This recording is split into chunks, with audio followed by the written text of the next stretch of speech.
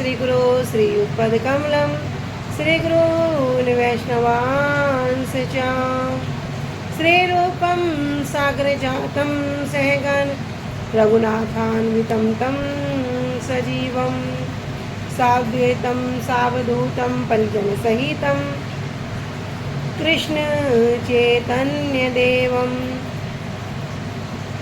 श्री राधा कृष्ण पादान सहगण ललिता श्री विशाखान्वितांश्च च गुरुवे गौरचंद्राय राधिकाय तदालये कृष्णाय कृष्ण भक्ताय तद्भक्ताय नमो नमः। नमो विष्णुपादाय कृष्ण प्रेष्ठाय भूतले श्री श्रीमद्भक्तिवेदांत श्री श्रीधर गोस्वामी नामिने। नमो ओम गुरुदेवाय धीमते सौम्य मूर्तये श्री श्रीमद्भक्ति सिद्ध सिद्धांति प्रभवे श्री महात्मने।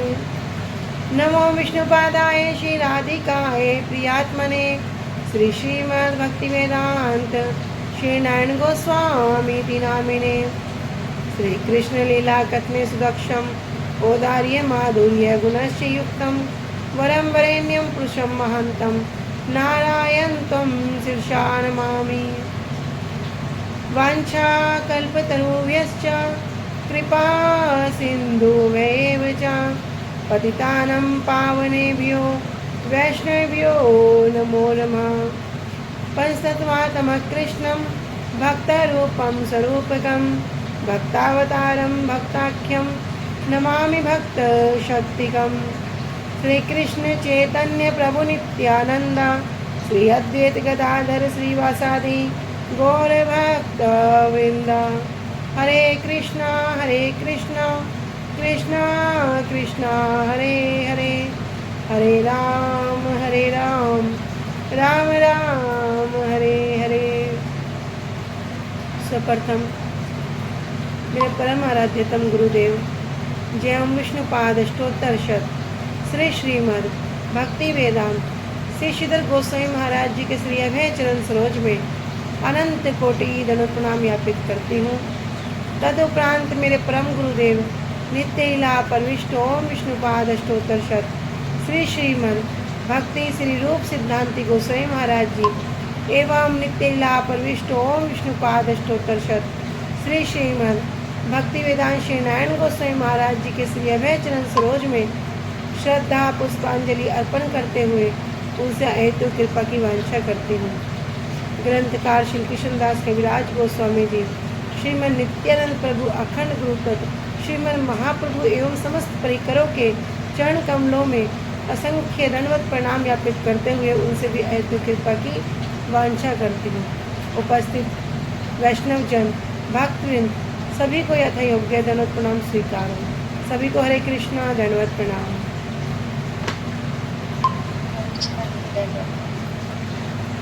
हरे कृष्णा दीदी धन्यवाद। श्री गुरुदेव की अहेतु कृपा से हमारा जो ग्रंथ चल रहा है उसका नाम है श्री श्री चैतन्य चैतामृत। श्री श्री चैतन्य चैतामृत ग्रंथ के अंतर्गत हम मध्य लीला 15वां अध्याय में आ चुके हैं, जिसमें हम श्रवण कर रहे हैं कि महाप्रभु किस प्रकार भक्तों की महिमा को गान कर रहे हैं। कह रहे हैं कहीं पंच मुख से गान करते हैं और कहीं भक्तों की महिमा को अनेक मुखों से उनका गान करते हैं। अभी भक्तों की महिमा को गान करते करते ही मुरारी गुप्त जी की महिमा को गान कर रहे हैं। और मुरारी गुप्त जी की महिमा को गान करते समय कहते हैं कि जब मैंने इनको बताया कि कृष्ण भगवान है, तुम क्या करो, कृष्ण की भी पूजा करो, तब भी इनका जो चित्त है, इनका जो श्रद्धा है, इनका जो भजन है, ये थोड़ा भी विचलित नहीं हुआ। इस प्रकार क्या करते हैं, महाप्रभु बार बार उनको लोभ देते हैं कि क्या करो, जो ब्रजेंद्र नंदन कुमार हैं वे तो परम मधुर हैं, स्वयं भगवान हैं, सर्व के अंशी हैं, सर्व के आश्रय हैं, विशुद्ध हैं, निर्मल हैं। इस प्रकार अनेक प्रकार से बार बार मुरारी गुप्त को लोभ करते हैं कि आप क्या करो, आप तो कृष्ण का भजन करो, कृष्ण का ही आश्रय ग्रहण करो। अरे कृष्ण के बिना किसी अन्य उपासना को मन में ही मत लाओ। इस प्रकार जब मुरारी गुप्त को बार बार चैतन्य महाप्रभु इस प्रकार वर्णन करते हैं, तब क्या होता है, मुरारी गुप्त जी का मन कुछ फिर जाता है। तब कहते हैं कि मैं तो आपका दास हूँ, आपका किंकर हूँ, जो कुछ भी आप कहते हैं आपकी आज्ञा को पालन करूँगा और मैं स्वतंत्र नहीं हूँ। इस प्रकार मुरारी गुप्त जी महाप्रभु को कह के अपने घर चले गए। तो रात में बड़ी चिंता हुई, बड़े चिंतित हुए कि मैं किस प्रकार रघुनाथ जी को त्याग कर पाऊँगा। इस प्रकार की चिंता करते करते मुरारी गुप्त जी बड़े विकल हो गए, बड़े विचलित हो गए कि किस प्रकार मैं रघुनाथ जी के चरणों को त्याग सकता हूँ। इससे तो अच्छा क्या हो, आज रात ही मेरा क्या हो, मरण हो जाए, आज रात ही मेरी मृत्यु हो जाए। इस प्रकार सारी रात मुरारी गुप्त जी क्रंदन करते रहते हैं, रोते रहते हैं और बिल्कुल भी उनको निंद्रा नहीं आती। पूरी रात उनका जागरण होता है। प्रातःकाल जैसे ही होती है तो मुरारी गुप्त जी महाप्रभु के पास आते हैं और उनके चरणों को पकड़कर रोने लगते हैं और रोते रोते निवेदन करते हैं कि क्या कह रहे हैं कि रघुनाथ जी के चरण कमलों में मैंने अपने माथे को बेच दिया है, मैंने अपने आप को बेच दिया है, अर्थात मैं उनके शरणागत हो चुका हूँ और मैं किस प्रकार से अपना माथा उनके चरणों से नहीं हटा सकता। मेरे मन में बड़ी व्यथा होती है, बड़ी पीड़ा हो रही है। रघुनाथ जी के जो चरण कमल है उनको मैं छोड़ नहीं सकता और अगर नहीं छोड़ता हूँ तब आपकी जो आज्ञा है उसके भंग होने का मुझे डर होता है। तो मेरे पास तो कोई उपाय नहीं है, आप ही बताओ क्या करूँ। आप एक कार्य कर सकते हो, आप मेरे पर एक दया कर दो कि क्या कि आपके आगे ही मेरी मृत्यु हो जाए और मेरे अंदर किसी प्रकार का फिर संशय नहीं रहे। इस प्रकार जब मुरारी गुप्त जी महाप्रभु के चरणों में निवेदन कर रहे हैं, इतना सुनकर महाप्रभु क्रुद्ध नहीं हो रहे, रुष्ट नहीं हो रहे, बल्कि उनके मन को बड़ा आनंद हो रहा है, उनके मन को बड़ा सुख मिल रहा है। और क्या करते हैं, वे मुरारी गुप्त जी को उठाकर आलिंगन करते हैं और क्या कहते हैं कि तुम्हारे जो वचन हैं बड़े सुंदर हैं, कि मेरे वचनों के द्वारा कहे जाने पर भी तुम्हारा जो वचन है, तुम्हारा जो दृढ़ भजन है वो उसको नहीं हिला सका, वो उसको परिवर्तित नहीं कर सका। कह रहे कि इसी प्रकार अगर सेवक की प्रीति हो, इसी प्रकार का दृढ़ भजन हो, तभी क्या होगा, वह प्रभु को प्राप्त कर सकता है। और किस प्रकार प्राप्त करेगा कि यदि प्रभु भी चाहे, यदि भगवान भी चाहे कि तुम उसको छोड़ दो, तब भी वह उसके पद को नहीं छोड़ सकता, उनके चरण को नहीं छोड़ सकता। और जब इस प्रकार की एक भक्त के अंदर जब वांछा हो जाए तो क्या होता है, कहते हैं कि वही भक्त धन्य है जो अपने प्रभु के चरणों को कभी नहीं छोड़ता। से ही भक्त धन्य ना जे न छाड़े प्रभु चरण, और से ही प्रभु धन्य जे न छाड़े निज जन। कि भैया वही भक्त धन्य है जो किसी भी अवस्था क्यों ना आ जाए, कितनी भी कठोर से कठोर विपत्ति क्यों ना आ जाए, मरणासन तक क्यों ना हो जाए, कहना मृत्यु तो बड़ी छोटी बात है। प्रभुपाद जी कहते हैं ना, सतलंछना सतगंजना सुनकर भी क्या करो कि अगर सुननी है तो सुनना पड़ जाए तो सुन लो, किंतु कभी भी भजन नहीं छोड़ना।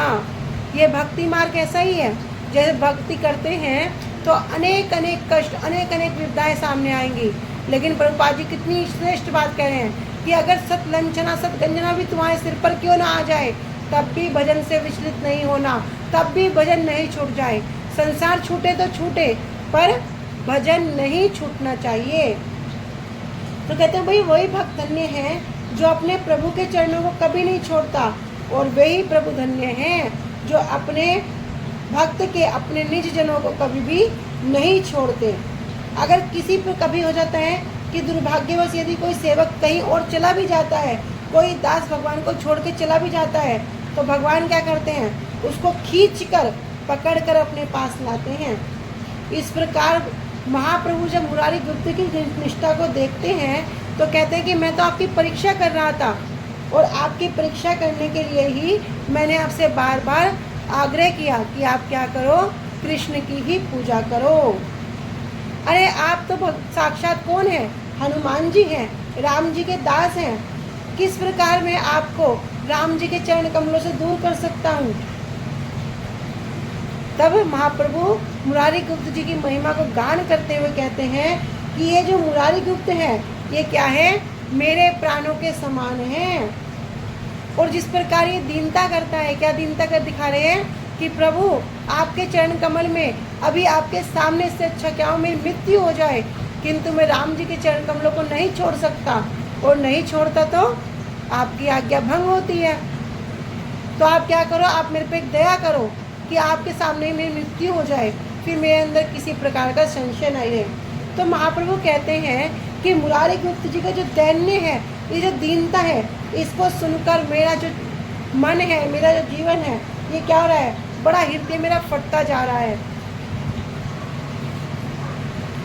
इसके बाद हमने श्रवण किया था कि महाप्रभु अब वासुदेव जो विप्र है, उनकी वासुदेव दत्त जी की जो महिमा है, उनकी महिमा को गुणगान कर रहे हैं। और जब उनकी महिमा को गुणगान करते हैं तो सहस्त्र मुखों से उनकी महिमा को गुणगान करने लगते हैं। किंतु वासुदेव दत्त जी अपनी महिमा को सुनकर क्या करते हैं? उनके मन में बड़ी लज्जा होती है और महाप्रभु के चरणों में एक निवेदन करते हैं। देखो किस प्रकार भक्त का मन, ये सब कुछ हम पहले सुन चुके हैं, किंतु आज हमारी जो क्लास है 2-3 दिन के बाद हो रही है, इसलिए थोड़ा रिवीजन हो जाएगा। और भक्तों की महिमा सुनकर ही भक्ति का बल प्राप्त होता है। क्या कहते हैं? एक निवेदन करते हैं। हम तो निवेदन करते हैं, प्रभु घर में हमारे पास घर नहीं है, हमारे पास गाड़ी नहीं है, हमारे पास पुत्र नहीं है, हमारे पास नौकरी नहीं है, हमारा शरीर खराब है, इसे ठीक कर दो, हमें गाड़ी दे दो, हमें बंगला दे। हम तो ये निवेदन करते हैं। हम कितने बड़े लोभी हैं। लेकिन जो वास्तव में वैष्णव है, वैष्णव कौन है? जो पर दुख दुखी हैं। अरे वैष्णव जन तो वे कहिए जो पीर पराई जाने रे। भैया वैष्णव कौन है? जो पर दुख दुखी है, जो दूसरों के दुख को देखकर स्वयं दुखी हो जाए, स्वयं विचलित हो जाए, स्वयं हृदय उनका कैसा हो, स्वयं हृदय उनका द्रवीभूत हो जाए, और उनके दुख में वे किस प्रकार ऐसा उपाय करने की चेष्टा करते हैं कि ये सुखी हो जाए। किंतु संसार कैसा है? संसार पूरा विपरीत है, पूरा विपरीत। यदि कोई थोड़ा खुश होगा ना, अंदर से भले ही वो कितना दुखी है, लेकिन ऊपर से लगेगा अरे भाई इसके तो घर भी है, इसके पास तो गाड़ी भी है, इसके तो सब संपत्ति भी है, जहाँ जाओ वहाँ घूमता है, जहाँ जाओ वैसा करता है, ये तो स्वतंत्र है। भले ही वो अंदर से कितना परेशान हो, लेकिन जब दिखता है ना तो क्या होता है? अरे हमारे पास ऐसा क्यों नहीं है, ये इतना सुखी क्यों है। उसके सुख को देखकर हमारा हृदय विचलित होता है, हमारा हृदय फटता है कि ये दुखी क्यों नहीं है। हम दुखी हैं तो ये भी दुखी होना चाहिए। किंतु भैया वैष्णव कैसे हैं? वैष्णव तो पर दुख दुखी हैं। कहते हैं उनका हृदय कैसा है? मक्खन से भी कोमल, नवनीत समाना। उनका हृदय, उनका मन कैसा है? मक्खन से भी कोमल है। तो इसी प्रकार हम वासुदेव दत्त जी की महिमा को श्रवण कर रहे थे। जिस प्रकार वे महाप्रभु के चरणों में एक निवेदन करते हैं। क्या निवेदन कर रहे हैं? कि आप क्या करो, आपने तो जगत को तारण करने के लिए ही अवतार लिया है। आप जो भक्त रूप में आए हैं स्वयं कृष्ण हैं, और स्वयं कृष्ण होने के बाद भी आप क्या कर रहे हो? सबको प्रेम दान कर रहे हो। जो दुर्लभ प्रेम है वो आपको आप अनायास ही वितरण कर रहे हो। उसके लिए किसी को कोई मूल्य नहीं देना पड़ रहा है, किंतु एक ही मूल्य है, श्रद्धा रूपी मूल्य है। अरे किसी के अंदर श्रद्धा भी ना हो, बिना श्रद्धा के भी कोई बोल दे हरि, बोल दे गौर हरि, कोई बोल दे महाप्रभु का नाम ले ले, कोई बोल दे कृष्ण का नाम ले ले। एक बार यदि कोई अपने मुख से कृष्ण का नाम ले लेता है, तब भी क्या करते हो? आप उसको प्रेम दान कर देते हो। आपने तो जगत को तारने के लिए, जगत का उद्धार करने के लिए आपने तो प्रभु अवतार लिया है। आपके चरणों में मेरा एक ही निवेदन है, आप इसे स्वीकार कीजिए। क्या निवेदन करते हैं? कह रहे आप तो सर्व दया में हैं, आप तो हर प्रकार से दया के सागर हैं, और आप सब कुछ करने में समर्थ हैं। यदि आप इच्छा कर लो तो सब कुछ अनायास ही हो जाता है। तब वासुदेव जी निवेदन करते हैं। देखो किस प्रकार का निवेदन कर रहे हैं, कैसी प्रार्थना कर रहे हैं, कैसी दीनता है। कह रहे जीवेर दुख देखी मोर हृदय विदरे, सर्व जीवेर पाप प्रभु देह मोर सिरे। कि जीवेर दुख देखी, ये जीवों का जो दुख है, संसार में जो प्रत्येक जीव जो कष्ट पा रहा है, जो दुख पा रहा है, कैसा कष्ट पा रहा है, कैसा दुख पा रहा है भैया। जो हम देखते हैं, कोई तन दुखी, कोई मन दुखी, कोई धन भी नयत उदास, और थोड़े थोड़े सब दुखी सुखी राम को दास। भैया संसार में तो हर एक व्यक्ति दुखी है। कहते हैं कोई तन से दुखी है, कोई मन से दुखी है, और कोई धन से दुखी है। तो क्या धन से दुखी होना, तन से दुखी होना, मन से, ये क्या वास्तविक कष्ट हैं? किंतु जो ऐसे कष्ट हो जिनसे कोई जीव बच ना सकता हो, जो कष्ट प्रत्येक जीव को आएंगे ही आएंगे। यहाँ जीव कहने से तात्पर्य सिर्फ मनुष्य कहने से नहीं है। 84 लाख प्रकार की जितनी भी योनियाँ हैं, कीड़े मकोड़े, जीव जंतु, जलचर थलचर, सबके सब जीव हैं। कह रहे ऐसे कष्ट जो सबको आएंगे ही आएंगे, जिनसे कोई बच नहीं सकता। जिस प्रकार जन्म से कोई बच नहीं सकता। जिसका जन्म होगा, जन्म के समय कितना कष्ट होता है। कहते हैं माँ के गर्भ में वो क्या होता है, वो जीव उल्टा लटका रहता है, उल्टा लटका रहता है। और वहाँ कहता है गंदगी, कहना है वो गंदगी की जो थैली है, खून मज्जा मवाद, गंदगी से भरी हुई जो थैली है, उसमें वो लटका रहता है। कहता है कितना कष्ट भोगता है। उस समय क्या होता है, उसके शरीर पे स्किन भी नहीं होती, उसको छोटे छोटे कीड़े उसको काट रहे होते हैं। जो माँ खाती है तीखा, कसेला, नमकीन, मिर्च, उस मसाला सब उसको लगता है। कह रहे जन्म के समय कितना कष्ट। भगवान से प्रार्थना करता है, प्रभु एक बार तो यहाँ से निकाल दो, तुम्हारा भजन करूँगा।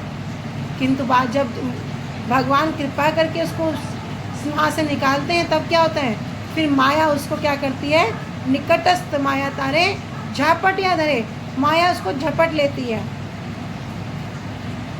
कहते हैं मृत्यु अपने आप में कितना भयानक कष्ट। कहते हैं एक साथ 42,000 बिच्छू एक साथ जितना डंक मारे ना, जितना कष्ट उस समय होता है। उस समय जिस समय प्राण निकल रहे होते हैं, उस समय भी इतना भयानक कष्ट होता है। एक बिच्छू की बात छोड़ो, एक मच्छर किसी को काट जाए तब वो परेशान हो जाता है। एक बिच्छू की बात छोड़ो, कह रहे 42,000 बिच्छू किसी को काट लें, कितना कष्ट होता है।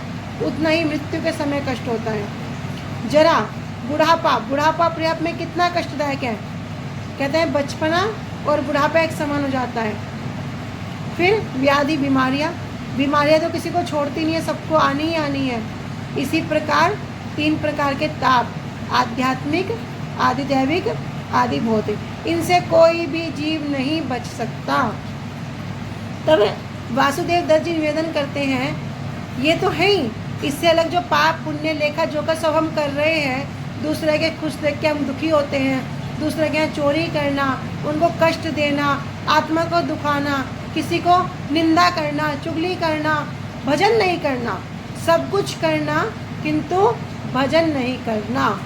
अभी बैठकर हम 1 घंटा 2 घंटा यहाँ तक कि 4-4 घंटा हम क्या कर सकते हैं, दूसरों की आलोचना कर सकते हैं, निंदा कर सकते हैं, चुगली कर सकते हैं। तुम्हें पता है वहाँ ऐसा हो रहा है, तुम्हें पता है उसने ऐसा कर दिया, तुम्हें पता है उसकी सास बहू में क्या लड़ाई चल रही है, तुम्हें पता है उसकी बेटी के साथ क्या, ये तो पूरा कर सकते हैं, पूरा कर सकते हैं। किंतु किसी को कह दो भैया 2 माला हरि नाम कर लो, अरे इस जीवा से भगवान का नाम कर लो, लेकिन नहीं कर सकते, नहीं कर सकते, इतना कष्ट। और इसी कारण क्या होता है, वो जीव कर्म बंधन के चक्र में, पाप पुण्य के चक्र में पड़ता ही जाता है। तो वासुदेव दत्त जी कहते हैं कि प्रभु मेरी एक प्रार्थना स्वीकार कर लो कि सब जीवों के जितने भी पाप हैं, जितने भी कष्ट हैं, जितने भी दुख हैं, आप सब क्या करो, उन सब के पाप को, कष्ट को, दुख को मेरे सिर पर दे दो, अर्थात वे सब मुझे दे दो। सबको क्या करो, सबको पाप से छुटकारा दे दो, सबको निर्मल कर दो। एकमात्र जो मैं हूँ, सबका जो पाप है, भार है, वो मैं ग्रहण कर सकता हूँ। आप क्या करो, सबके पाप को मुझे दे दो। इससे क्या होगा, इससे मैं उनके नाम का मैं नरक को भोग कर लूँगा, उनकी यातना को सह लूँगा, उनके कष्ट को मैं सहन कर लूँगा। इससे क्या, सकल प्रभु जितने भी जीव हैं ये सब इस भव रोग से छूट जाएंगे, इस भव सागर से पार हो जाएंगे। तो यहाँ तक हमने श्रवण किया था।